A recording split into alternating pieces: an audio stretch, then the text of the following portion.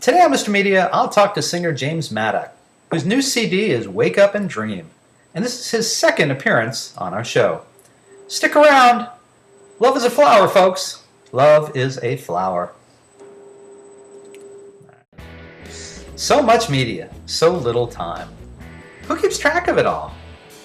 That would be me. This is Bob Adelman, and this is the Mr. Media Interview. You know, MrMedia.com, MRMedia.com. Stop by and check it out. There are more than 900 celebrity and pop culture interviews for your listening pleasure. The show is brought to you today by Audible. Audible is offering Mr. Media listeners a free audiobook download and a 14-day trial offer to give you a chance to check out their very cool service. I love listening to books on tape. If you've never tried it before, actors or sometimes the authors themselves read to you. It's great for the commute, the beach, or even unwinding before bed. You can choose a free audiobook from Audible's enormous library of rock and roll titles, including Does the Noise in My Head Bother You? By Steven Tyler of Aerosmith, Sex, Drugs, Rock and Roll, and the End of the World, produced by the National Lampoon, and Sex, Money, Kiss by Gene Simmons of Kiss. And here's an excerpt of Sex, Money, Kiss by Gene Simmons. If man was predisposed to being monogamous, biologically, his sexual activity would have been limited to the cave he lived in, without spreading his seed in every other cave he rested in as he hunted the migrating herds. Now don't lose me here. So in the days before civilization, before language and culture, we lived in clans, a few people huddled in a cave. Isn't it true that if man was predisposed to being monogamous, that within a generation or two humankind would have been cross-eyed and retarded? Isn't inbreeding unhealthy? Aren't purebred Dalmatians dumb as a rock? Aren't mutts smart? If nature has given man billions of sperm every time he gets excited, doesn't that mean he's designed to have sex with as many females as possible before he drops dead? I'm not saying he should or should not, only pointing out, isn't that what nature intended? It's no wonder women have been torturing men since the days we crawled out of our caves. Just kidding. You can also download The Profiler, written by famed criminal profiler Pat Brown and yours truly, which Pat will read to you personally. To download your free audiobook today, go to audibletrial.com/radio. Again, that's audibletrial.com/radio for your free audiobook. Mr. Media is recorded live before a studio audience of sad-eyed does with acoustic guitars, each of whom thinks I should be interviewing them today instead of James Maddock, in the new media capital of the world, St. Petersburg, Florida. The key to the music business, I think, is consistency. For example, I really liked James Maddock's first solo album, Sunrise on Avenue C, but who knew whether he could follow it up with a similar gem? Maybe his first appearance in Mr. Media, September 2009, would be his last. No, not going to happen. Wake Up and Dream Wake Up and Dream takes the triumph of Sunrise and successfully builds upon it. The lyrics are sharper, the hooks are catchier, and the overall sound is consistent from the first song to the last. Now, if you've never heard him before, let me give you a little taste of James Maddock's work.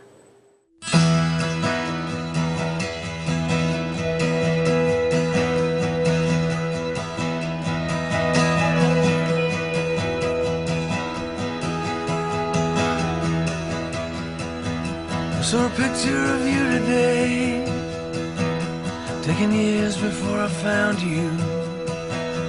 Your face was like a cloudless sky. Sparks of angels played around you, and your hair tumbled along like waves were crashing on your brow. You were beautiful then, but you're way more beautiful now.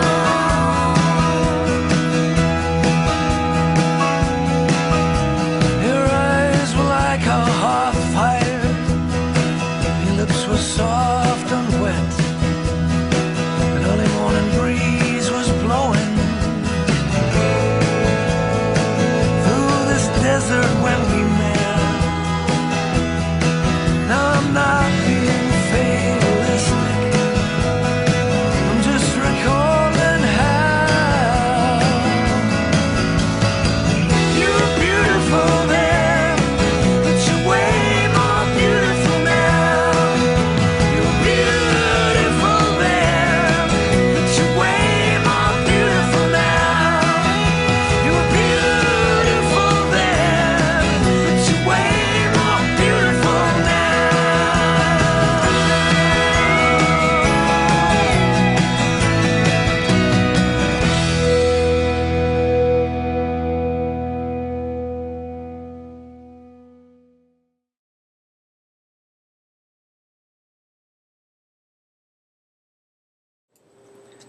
When we talk about classic rock, I don't think of music I've been forced to endure 1,000 times in my life by lazy radio programmers.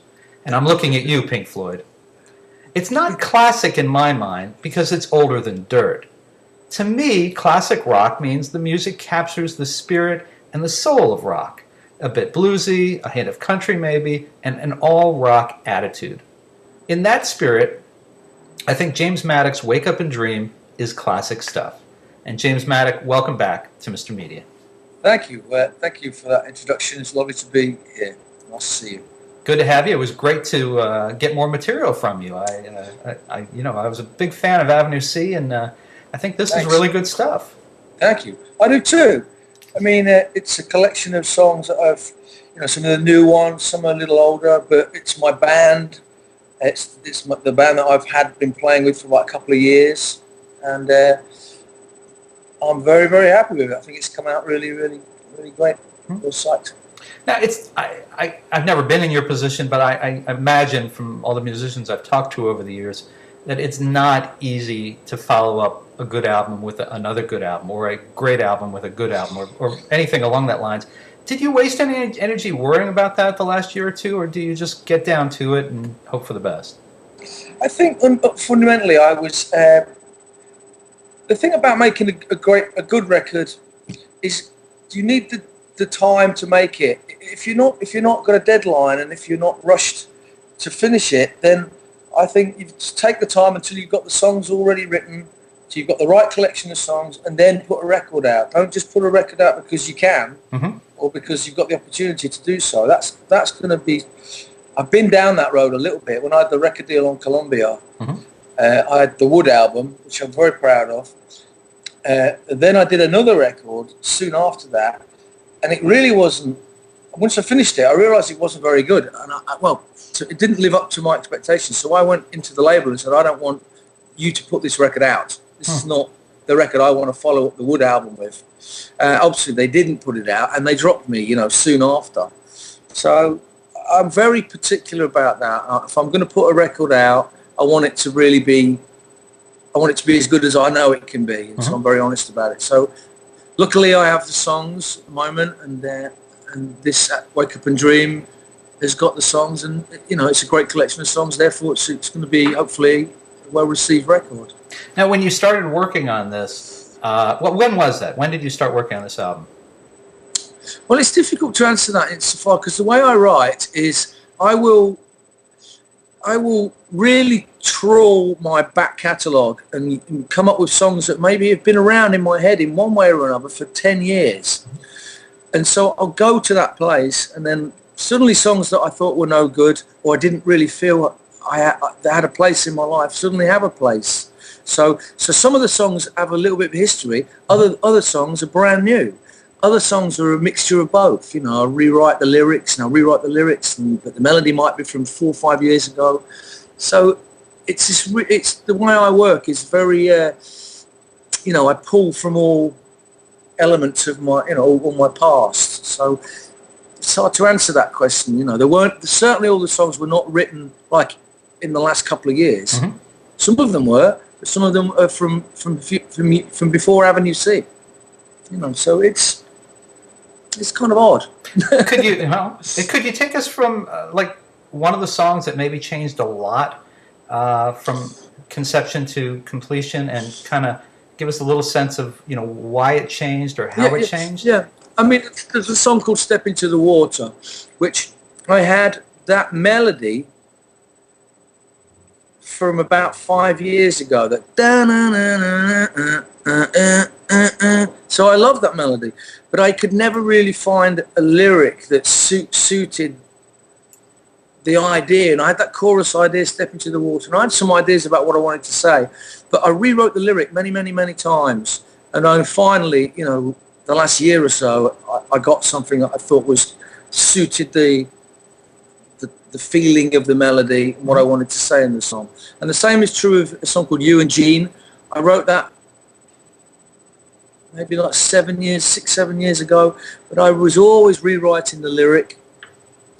And that's how I work. I'm a constant rewriter, and until I've got the thing exactly where I like it, it just kind of sits in this this kind of, you know, in purgatory, if you like, just sits there, never quite knowing which way I'm going to jump. So those two songs certainly from the past and from the present as well, a mix of the past and the present. You know, a couple of others, I guess, but some of them are brand new. You know, some of them pop out brand new. Beautiful Now was written with Mike Scott from the Water Boys. Stella's Driving. Where's that from? That was another constant rewrite. So, you know, it's a process. And, you know, when I think about my next, if I'm starting to think about my next record, which I am a little bit, I've got a few songs that I'm ready to, that are going to set the tone for the record. But who knows? I don't know whether some of my older songs are going to find their way onto the next record, because they might do. That's how I've always worked. The song on the album called "That's Where You're Wrong." That's from an old load of demos that I did when I lived in lived in London. So I suddenly just rediscovered it, and I thought, this is a good song. It is a good song. And I had not heard it for like 6 years, and then I thought, I wonder, I really like this song, and then then it pops up. Sorry, go. No, that's all right. I was going to say that on Avenue C, the title song was very. It really brought an image to you. You thought, Sunrise on Avenue C. I've never been to Avenue C, but I could picture what that might be. Right. And then Love Is a Flower, again, it put an image in my mind. Now, can you tell? Yeah. A lot of people who will be hearing or seeing this interview will not yet have experienced the album. Can you describe Love Is a Flower a little bit? Where that came from? It's interesting you picked that song, because that is a very strange song in my catalogue. I think it's I wrote that's a really very, very new song, and I wrote it from beginning to end. Sat right where I'm sitting now on this chair in this right here. I wrote this song right here from beginning to end, and I just had these melodic parts. I wrote all the melodies, and I thought they all sat together, and it had the chorus had a Blue Nile feel to it. This Blue Nile thing.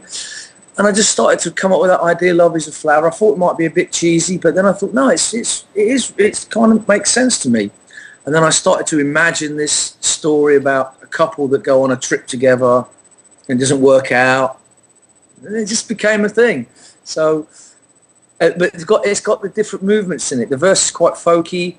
The pre-chorus sounds like a chorus, and then the chorus is like a kind of stoppy thing. And then so I had it. Then we took it to the band to rehearse it, and then we went through a few incarnations because it's quite tricky the way it ended up. And then there it is. Then it's born, and then I didn't really have a chance to second guess it. Suddenly we were in the studio and we recorded it, and then it's on the record. So it's a new. That's the difference between the new songs and the old songs. The old songs I trust because I've had them around in my head for many years, but the new songs I don't necessarily trust as much because they're new, and are they any good, or are you just excited because they're new? That's another thing you have to always ask yourself when you're writing songs. Are you just excited because it's a new song, or is it really a good song? So that's it.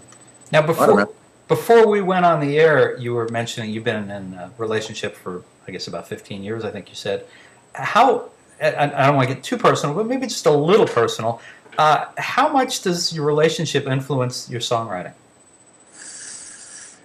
Well, songs are a mixture of imagination and reality. And in my case, very much so. So I will draw on personal experiences, but sometimes the song will completely take me down another road. The song starts to take on a life of its own, and you might start writing a song about one thing, and then suddenly a lyrical idea comes into your head, and the song just takes a completely different turn. So there's no real one way to write a song. I just kind of like see where the song takes me, and if the song's a positive song, but then it can turn into a negative song, negative one. Do you know what I mean? The optimistic songs can turn pessimistic. Depends where the song takes you. So, obviously my life informs what I do, but it also doesn't dictate what I do. Mm-hmm. You know what I mean? So, is there a particular song where you've had Melissa in mind when you've written it? Mary Ellen. Mary Ellen. Oops. Who's Melissa? I don't know. Mary Ellen. Melissa. Mary Ellen. I didn't. Apparently, I didn't write that down well. Excuse me a minute. Let me get this correct here. Not really. not specifically. I said I don't really write like that. Okay. You know, I tend to let the song take me where I want to, where it goes, and I'm very open to that. So I don't like to sit down and write songs about specific incidents or specific things, because I'll start doing that, and then suddenly the whole thing will shift. And now I'm in the imagination. You know, now I'm working on in a different place. So I'm not really that good at that autobiographical songwriting thing, because I think it gets in the way. I'm afraid I just put you in a jam, and you're going to have to. Oh, hand me the guitar. Melissa. Oh, that was embarrassing on my part. I'm glad you handled it so well. So let's talk about one more song on the record before we have to go. Wake Up and Dream, the title song. Anything special you can tell us about that? Well, that is a kind of a song I wrote about 7 or 8 years ago, maybe more. Maybe that might be 10 years old, that song. And I just have always had it around. And I've tweaked the words over the years. But it just never felt right to play. It just never had a place in my repertoire. But I bought it. It's the other thing about having a band, right? One of the things about having a band, which informed the Avenue C record as it does this one, is that when you have a band and you take the songs to the band start to invest their musicality. Songs that you just think are not that good or not that suitable take on a life of their own, and they become suitable. And that's what happened with this song. I have such a fantastic band that I bring the songs to the band, and then suddenly, this sounds really good. So that was a surprise to me. It'd been around a while. I love the title, Wake Up and Dream, and I got the title from I think it's a Cole Porter play from the 30s or the 40s. I was in a pub in London, and I saw it as like a billboard, and I thought that's a really good title. So I just worked with that title, and then I took it to the band, and we played it, and it became a part of our repertoire. So, and then it's gone on the record. Speaking of the band, I'll make this the last question. The last time we talked, I remember talking to you about the modern economics of having a band and making music, and everything's changed. How's the business of music treating you these days? Very cool. Look at that, folks. Wow, I wish I had my shades. And I feel underdressed now. Put them on. I don't have them. I don't know where they are. This is the album cover. I don't know. No, I know. That's why I don't have my shades. Oh well. Oh, that's right. Very cool. Very cool. my brother gave me these about 15 years ago, and maybe more, 20 years ago. When he first got a job working in there as an optician, and he got me these as my birthday present many years ago. So he's going to want a royalty now, seeing this on the cover of the. Yeah, what did you say about the economics of the? Who knows? Band? I don't know. No, how are the economics of being in the music business treating you today, as opposed to 2 years ago or 5 years ago? I am due to the kind of work that was put in around the Avenue C and the gigs that we play around the East Coast and the support that we've had from people like yourself and from radio stations. I've been able to build up a small but significant following, which I can just about make a living. Good. Just about, I'm like, there's the rent and the food and everything, and there's my income, and it's kind of hovering around this place. So I can kind of just about get by. I'm certainly not wealthy, but just to avoid, what am I doing with these on? To avoid having a proper job, is a victory. So I do okay. I mean, I can just about keep my head above water. I mean, I'd love to be in a position where I could actually make some money and have a bit of security and feel like I've got something to show for it. But the holding pattern is a success in my book. So, I'm all right. I just about get by. That's about it. I know exactly whereof you speak. It's Yeah, we're all in the same boat these days. I'm afraid the old pattern doesn't quite fit anymore. So we have to do what we got to do. I mean, that's the thing about, even if you have a regular job, there's no, for most people in America, there's no security, even in that situation. So, I feel the pain. Well, folks, listen. You can find out when James Maddock will be performing in your town by checking out his website. It's jamesmaddock.net, and that's Maddock, Maddock. You can also follow him on Twitter at James Maddock or on Facebook. And you can find either of his solo albums, Sunrise on Avenue C or Wake Up and Dream, from great music sites everywhere, or order it right now at a great price at MrMedia.com. And James, always a pleasure. I look forward to the next one, and hope maybe we'll get to see you down this end of the East Coast, and maybe see you perform live this year. Love to get down there. It'll be a thrill. Thanks, Bob. My pleasure. And folks, for more original interviews with America's top singers and songwriters, you can surf over to our main website, MrMedia.com, MRmedia.com. Matter of fact, you can look up James' previous appearance there. If you've enjoyed today's show, subscribe for free to Mr. Media via RSS, iTunes, email, or our new Android mobile phone app, which is free. You can also listen with a piece of string and a tin can in many parts of Avenue C.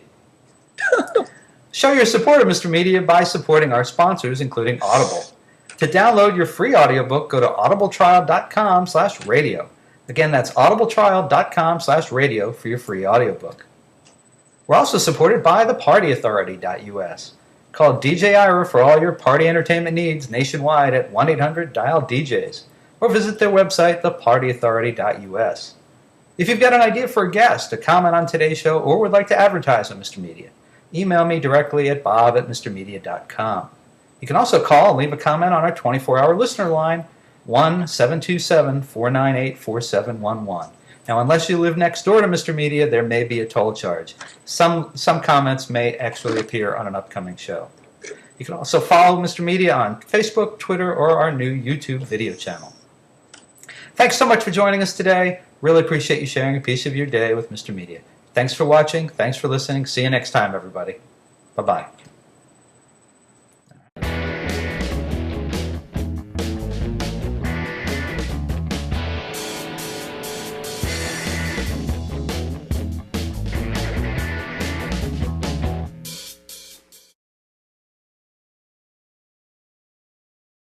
Hey folks, you can hear Mr. Media while on the go now with Stitcher Smart Radio.